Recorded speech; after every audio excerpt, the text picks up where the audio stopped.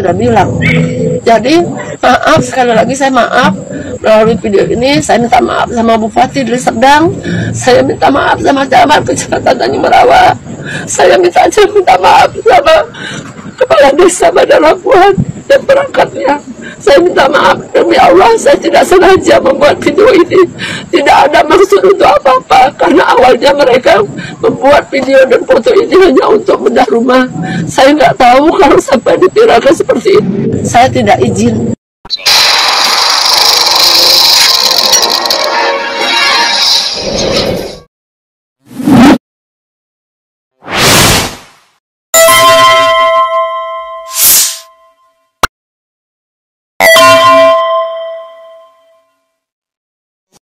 Assalamualaikum warahmatullahi wabarakatuh. Pemirsa, seorang ibu guru nangis ya, dan ini di Deli Serdang kejadiannya, dan memohon maaf karena videonya viral.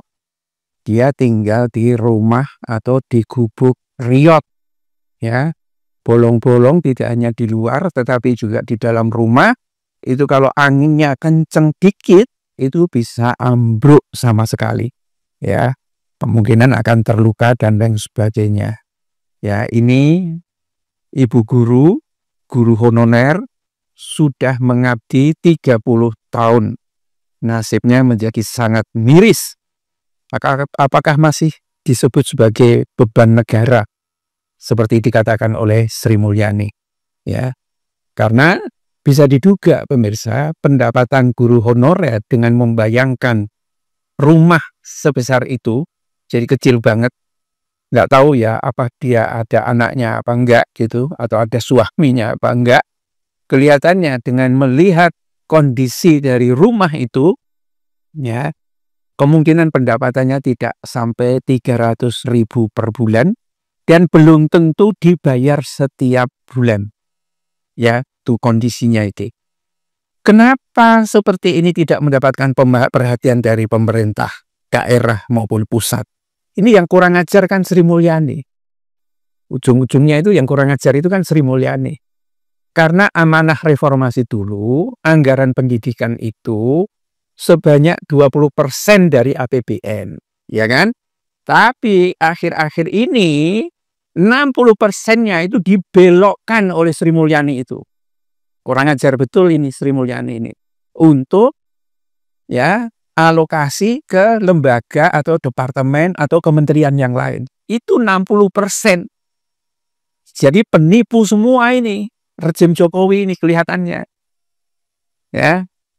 Masuk dalam garis besarnya ini pernah dibahas oleh Enno ya, yang dia waktu itu sangat terkejut dengan kenyataan yang ada, bahwa APBN 20% pendidikan itu ternyata dimanipulasi, ditipu-tipu Kementerian Keuangan ya. Dan sekarang menuding ya, walaupun kabarnya dari Kementerian Keuangan bilang oh itu bukan Sri Mulyani yang mengatakan bahwa guru itu dosen honorer, guru honorer itu beban negara. Kan kurang ajar itu ya. Baru dia di jarak rumahnya dia udah kain-kainan ya. Sebetulnya kita juga nggak pengen juga, karena itu juga ulah oknum tertentu yang tidak tanggung jawab juga. Tetapi setiap hari negara ini menjajah rakyatnya karena ulah dari Sri Mulyani itu. Dia mengabdi kepada Jokowi 10 tahun dipertahankan. Ngeri juga ini ya. Kalau di bawah Prabowo juga menteri ini dipertahankan terus, hancur. Karena Prabowo ketakutan juga, wah nanti pasar gimana, reaksi pasar. Ya, coba bayangkan pemirsa, seorang ibu guru malah minta maaf karena ketahuan tinggal di gubuk riot. Minta maaf kepada bupati, minta maaf pada camat, dan lain sebagainya. Kenapa sampai minta maaf seperti itu?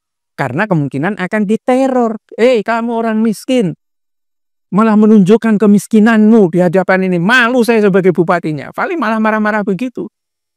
Tidak menyelesaikan masalah kemiskinan. Bupatinya malu, sebetulnya yang harus malu itu Sri Mulyani, ya, Prabowo. Kalau Jokowi nggak usah deh, ya, dia nggak punya rasa malu. Penipu juga dia nggak ada malunya. Bayangkan pemirsa, Ini Pak Presiden nih bawahannya bikin gaduh aja, zolim bener nih, ya kan? Oleh sebab itu kita ini benci dan harus mengusut dan mengadili pemerintahan Jokowi. Ya, karena bisa jadi juga ketika APBN pas-pasan, sementara ambisi dari Jokowi itu tidak terkendali dengan kegoblokannya, membuat proyek-proyek strategis nasional tidak ada anggaran. Oh, ini kok gede banget anggaran pendidikan ini. Udah guru-guru yang di daerah-daerah kecil yang nggak ada itunya kasih 300.000, bayangannya makan beras saja kan gitu, tidak memikirkan yang lain. Setelah itu dipakai untuk membayar buzzer, ya, membayar influencer itu, ya, kemudian dikorupsi dan lain sebagainya. Hancur kan negara ini kan, karena kebodohan itu memimpin, menjadikan anggaran itu menjadi pesta bagi para mafia, ya, harga barang tinggi seperti minyak karena melihara Riza Khalid, ya. Jadinya hancur seperti ini. Ibu tidak perlu minta maaf. Pejabat di sana justru yang harus minta maaf. Tetapi apa ada rasa kemanusiaannya pejabat-pejabat? Orang yang biasanya jadi maling, koruptor, itu tidak punya rasa kemanusiaan. Begitu dia menjadi pihak yang tertuding, dia mainkan yang disebut sebagai playing victim. Merasa menjadi korban.